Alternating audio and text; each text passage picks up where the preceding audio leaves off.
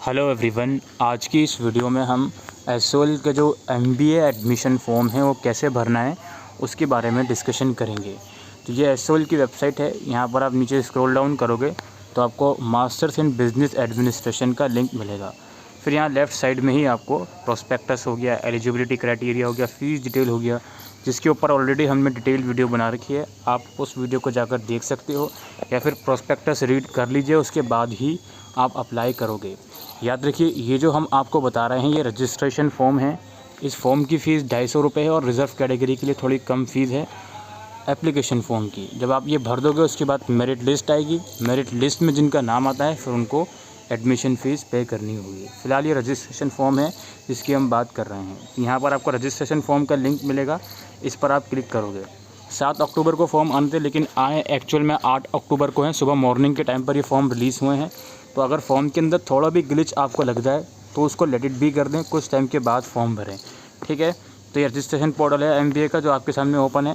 सबसे पहली चीज़ आपको करनी है न्यू रजिस्ट्रेशन, जो लेफ़्ट साइड में आपको दिख रहा है। क्योंकि आप अभी पासवर्ड आपने क्रिएट नहीं करा तो आप अभी लॉगिन नहीं कर सकते।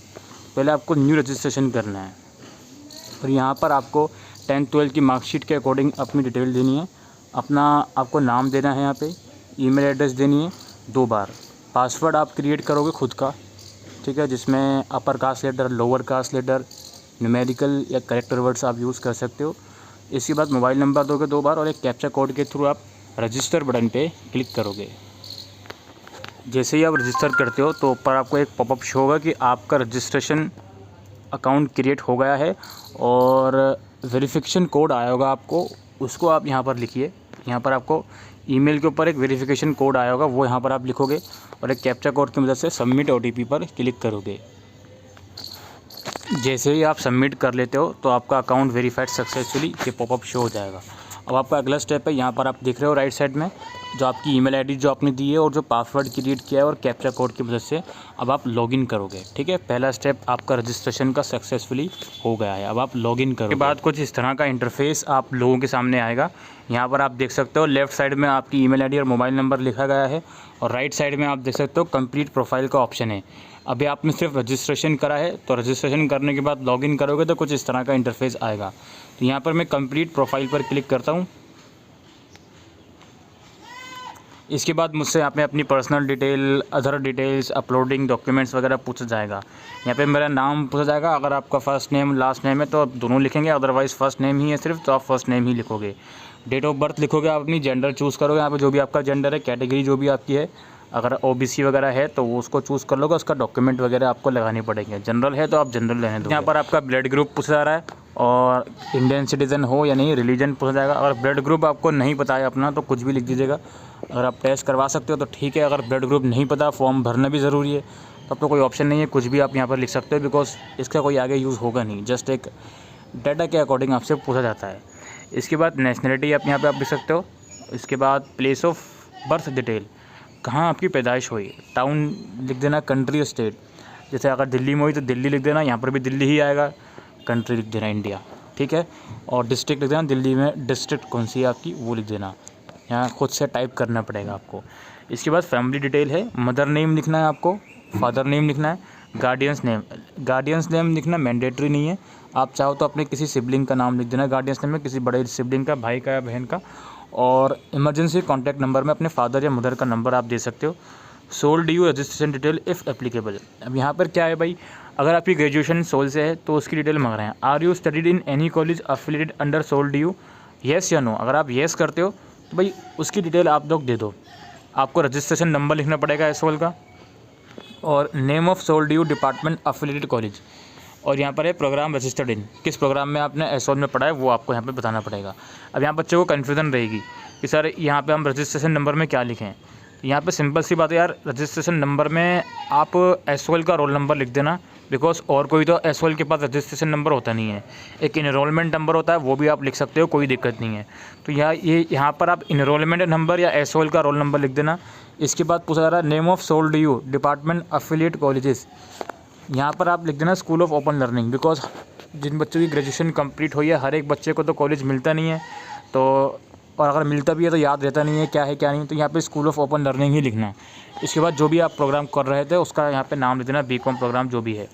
ईयर ऑफ रजिस्ट्रेशन, आपने रजिस्ट्रेशन किस ईयर में करवाया था उस कोर्स में।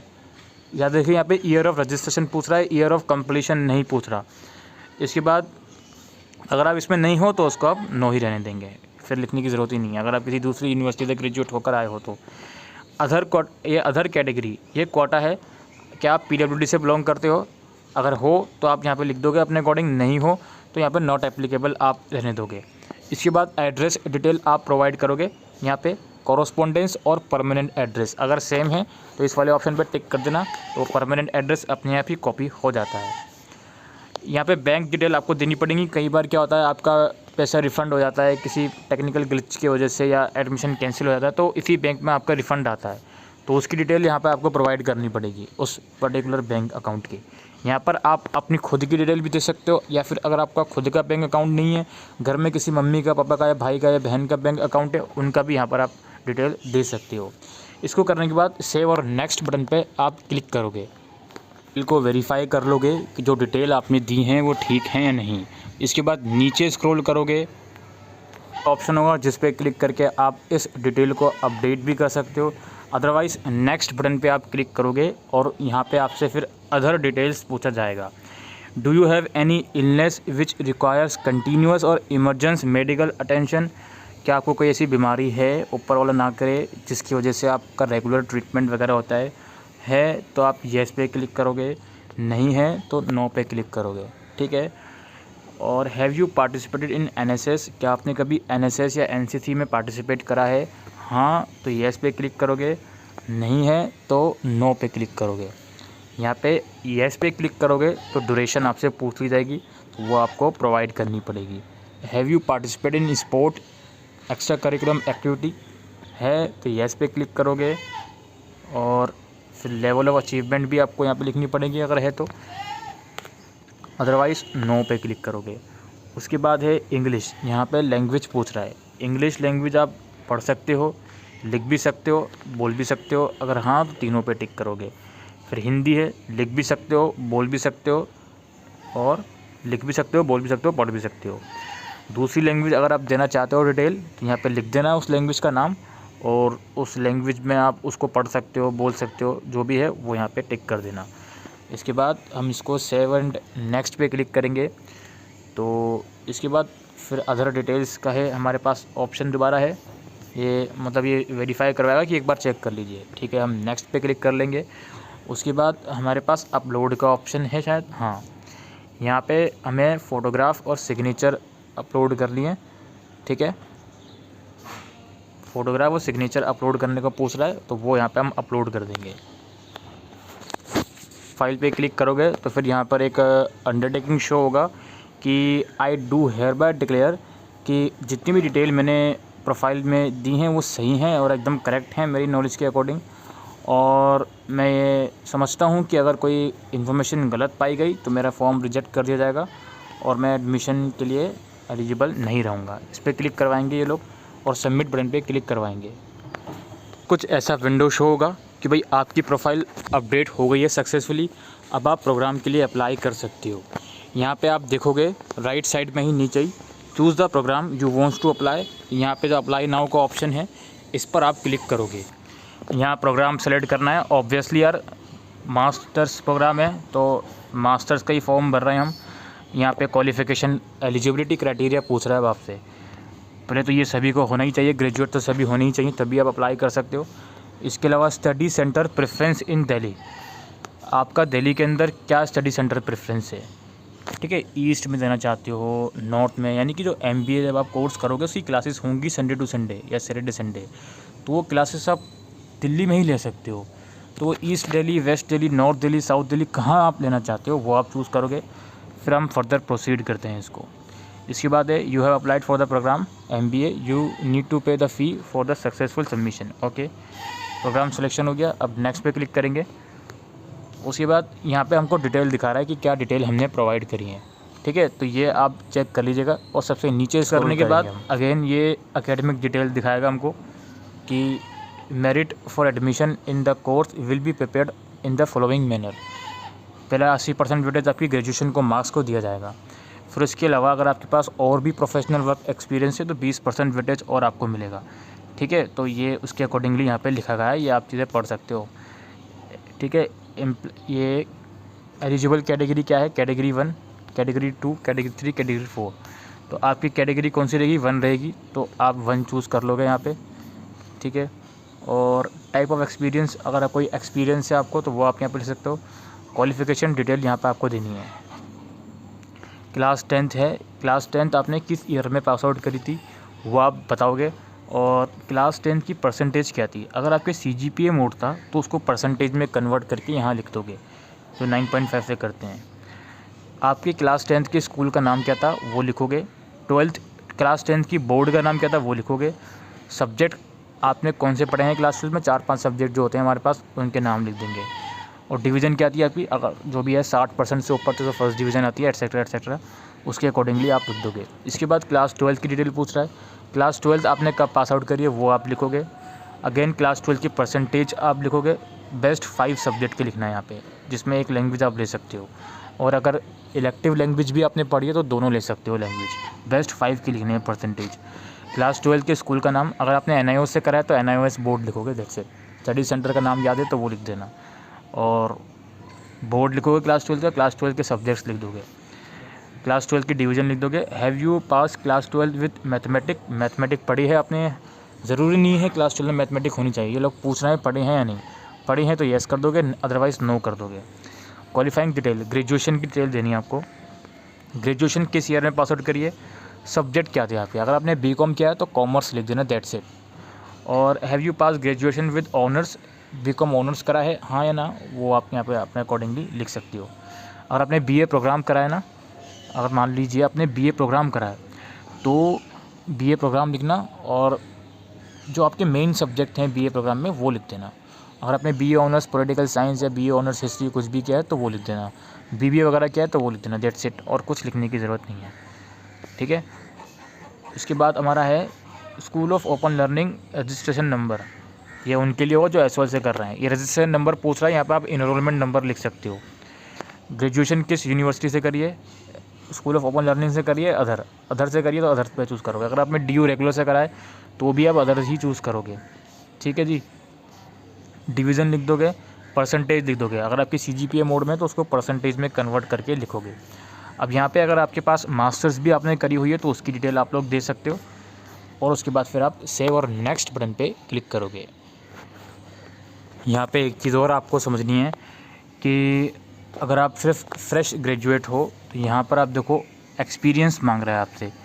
आप आओगे तो कैटेगरी 1 में ही, बिकॉज यहाँ पे ऊपर आप देखोगे तो कैटेगरी 2 में क्या लिखा हुआ है, ये MBBS वालों के लिए है। कैटेगरी 3 में जो गवर्नमेंट ऑफिसर है उनके लिए है। कैटेगरी 4 में है जिनका कॉर्पोरेट सेक्टर में 2 या उससे ज़्यादा का एक्सपीरियंस है उसके लिए है। और कैटेगरी 1 में क्या लिखा गया है, ग्रेजुएट हो आप और 20% वेटेज आपके काम को दिया जाएगा और NOC इशू करवाना पड़ेगा अपने एम्प्लॉयर से। तो भाई हम आते तो कैटेगरी 1 में है, लेकिन हमारे पास वर्क प्रोफेशन नहीं है हमारे पास, तो हम एक्सपीरियंस में 0 लिखेंगे। और यहाँ पे अब नेचर ऑफ एक्सपीरियंस में आप लिख देना I don't have any work experience. Obviously बात है यार, इस फॉर्म के अंदर प्रेफरेंस उन्हीं को दी जाएगी जिनके पास एक्सपीरियंस होगा, लेकिन फ्रेश ग्रेजुएट्स भी अप्लाई कर सकते हैं। तो ये आप इस तरह से लिख दोगे। और जहाँ सब्जेक्ट्स की डिटेल है क्लास 10th और 12th की, क्लास 12th में जो परसेंटेज है वो तो आप लिखोगे बेस्ट 5 की, लेकिन जितने भी सब्जेक्ट आपने क्लास 12th में पढ़े हैं सभी के नाम आप वहाँ लिखोगे। इसके बाद सेव और नेक्स्ट बटन पे क्लिक कर दोगे, ठीक है। तो परसेंटेज जब आप लिखोगे ना, तो लेट से आपकी 68 पॉइंट के बाद 3 नंबर हैं, तो आप मैक्सिमम 4 डेसिमल तक लिखोगे। और मान लो आपकी परसेंटेज 70 है, जस्ट 70 है, इसके आगे कुछ नहीं है, तो आप परसेंटेज के कॉलम में ना 70 पॉइंट लगा के 00 लिख देना। और मान लो आपकी परसेंटेज लेट से 73.5 है, तो आप है ना 73.50 लिखना। तो ये फॉर्म को तभी एक्सेप्ट करेगा, अदरवाइज़ नहीं करेगा, ठीक है। और बाकी सारी चीज़ें एंटर करके सबमिट करना। तो एक बार इसको वेरीफाई कर लेना, फिर अब नेक्स्ट बटन पे क्लिक करना। उसके बाद क्या है, other details, do you have any illness, ये हम ऑलरेडी प्रोवाइड कर चुके हैं, हम नेक्स्ट करेंगे। और अपलोड्स में हम फ़ोटोग्राफ और सिग्नेचर अपलोड कर चुके हैं। और यहाँ पे कुछ और मांगेगा तो हम देख लेंगे। हाँ, 10th क्लास की मांग रहा है यहाँ पे, मार्कशीट और सर्टिफिकेट तो वो एक ही चीज़ होती है, वो आप अपलोड कर दोगे।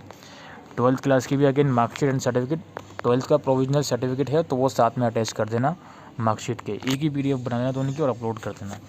इसके बाद ग्रेजुएशन का मार्कशीट और प्रोविजनल सर्टिफिकेट एक ही PDF में अटैच करके अपलोड करना। एक्सपीरियंस सर्टिफिकेट अगर है तो अपलोड कर देना, अदरवाइज़ ये ज़रूरी नहीं है। ज़रूरी होता तो यहाँ पे रेड टिक लिखा होता, ठीक है। NOC इशू करवानी है, अगर आप कोई वर्किंग प्रोफेशनल हो तो अपने एम्प्लॉयर से NOC इशू करवाना पड़ेगा आपको, बिकॉज प्रोस्पेक्टस में भी साफ साफ लिखा गया है कि यार अगर आप वर्किंग प्रोफेशन में हो करंटली तो वहाँ से NOC इशू करवाना पड़ेगा। और सेल्फ प्रोफेशन, अगर आप कोई सेल्फ एम्प्लॉयड हो तो उसका कोई प्रूफ आप दे सकते हो, GST नंबर, जो भी आपके पास प्रूफ है वो आप दे सकते हो। और ये सारे डॉक्यूमेंट अपलोड करने के बाद यहाँ पे हम प्रीव्यू बटन पे क्लिक करेंगे। तो प्रीव्यू करने के बाद ये हमको शो कर रहा है कि भाई आपने एक्सपीरियंस सर्टिफिकेट का डॉक्यूमेंट नहीं लगाया। अब यहाँ पे अब क्या करना है, एक पेज पे लेना, एक पेज पे लिखना कि I am fresh graduate, I don't have any experience, मेरे पास कोई एक्सपीरियंस नहीं है, मैं फ्रेश ग्रेजुएट हूँ। तो उसकी PDF आप वहाँ पे अपलोड कर देना। ये सब डॉक्यूमेंट आपको, ये सब डिटेल आपको दिखाएगा, इसको वेरीफाई कर लेना। और यहाँ पे आपका फ़ोटोग्राफ जो भी चीज़ें हैं, और फिर पे फीस पे क्लिक करके आप पेमेंट कर देना। इतना करने के बाद आपका MBA का रजिस्ट्रेशन फॉर्म सक्सेसफुली फिलअप हो जाएगा, ठीक है। तो यही प्रोसीजर है MBA एडमिशन फॉर्म भरने का। आई होप दोस्तों आपको ये वीडियो यूज़फुल लगी हो तो वीडियो को शेयर करिएगा। Thank you.